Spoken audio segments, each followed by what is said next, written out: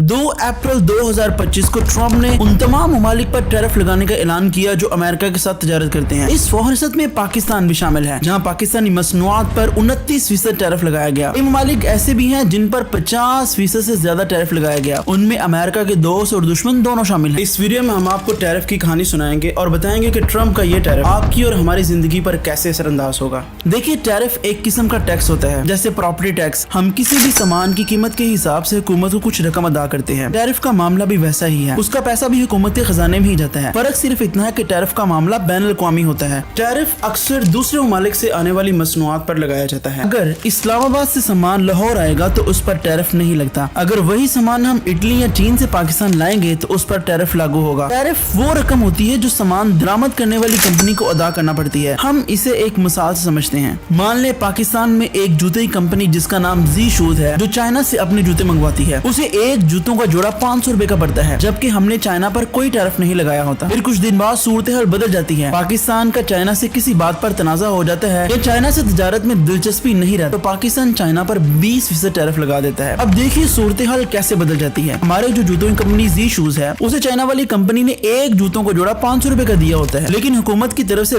20% tariff का मतलब ये है कि अब जी शूज को 100 रुपए हुकूमत को अलग से अदा करने होंगे। अब हमारी कंपनी को एक जूतों को जोड़ा 600 रुपए में पड़ने लगता है। ऐसी सूरत में हमारी कंपनी के पास सिर्फ 2 ऑप्शन होंगी। पहली ऑप्शन हमारे पास ये होगी कि हम बड़ा हुआ खर्चा अपने कस्टमर से वसूल करें, जिससे जूतों की कीमत बढ़ जाएगी और हमारा कस्टमर नाराज हो जाएगा। ये दूसरी ऑप्शन हमारे पास ये होगी कि हम चाइना के बजाय किसी ऐसे मुल्क से चीजें मंगवाना शुरू कर दें जहां पर टैरिफ ना लगा हो। टैरिफ का असर 3 सतहों पर ज्यादा होता है। चीन में जूते बनाने वाली कंपनी का बड़ा खरीदार खत्म हो जाता है, जिससे पैदावार कम होती है और नौकरियां खतरे में पड़ जाती हैं। हमारी जो कंपनी जी शूज थी, उसको नया मैन्युफैक्चरर तलाश करना पड़ेगा, जो मुश्किल और महंगा अमल है। ग्राहकों को ज्यादा कीमत अदा करना पड़ती है, जिससे या तो वो खरीदारी मुलतवी कर देते हैं या दूसरे ब्रांड्स की तरफ चले जाते हैं। टैरिफ के जरिए गैर मुल्की सामान की कीमतों पर कंट्रोल रखा जाता है ताकि मुकामी कारोबार को फरोग दिया जाए। मिसाल के तौर पर पाकिस्तान के अंदर लाखों लोग ऐसे हैं जो डेयरी और इसकी मसनूआत पर इंतजार करते हैं। ऐसी सूरत में कोई भी हुकूमत बाहर से दरामदशुदा मसनूआत पर टैरिफ बढ़ा के रखती है ताकि जो मुकामी लोग हैं उनका कारोबार महफूज रह सके। अप्रैल को ट्रंप इंतजामिया ने पूरी दुनिया पर टैरिफ लगाने का ऐलान किया। तकरीबन 15 ममालिक पर उन्होंने बाहमी टैरिफ लगाए। चीन पर 34% टैरिफ लगाया गया है। इसके अलावा भारत पर 26%, यूरोपीय यूनियन पर 20%, जापान पर 24%, जनूबी कोरिया पर 25%, कंबोडिया पर 49% टैरिफ लगाया गया है। चीन ने जवाबी कार्रवाई करते हुए अमेरिकी मसनूआत पर भी तकरीबन 34% टैरिफ लगा दिया है, जो कि 10 अप्रैल से नाफिज होना था। यूरोपीय यूनियन और दीगर ममालिक भी इसी तरह के इकदाम पर गौर कर रहे हैं। इस तजारती जंग में सबसे ज्यादा नुकसान आम आदमी का होगा, जो इसकी जेब पर अजाफी बोझ बनेगा। आपके ख्याल में ट्रंप का ये टैरिफ पाकिस्तान पर एक नेगेटिव इम्पैक्ट छोड़ेगा या पॉजिटिव? कमेंट सेक्शन में अपनी राय जरूर शेयर कीजिएगा। अल्लाह हाफिज।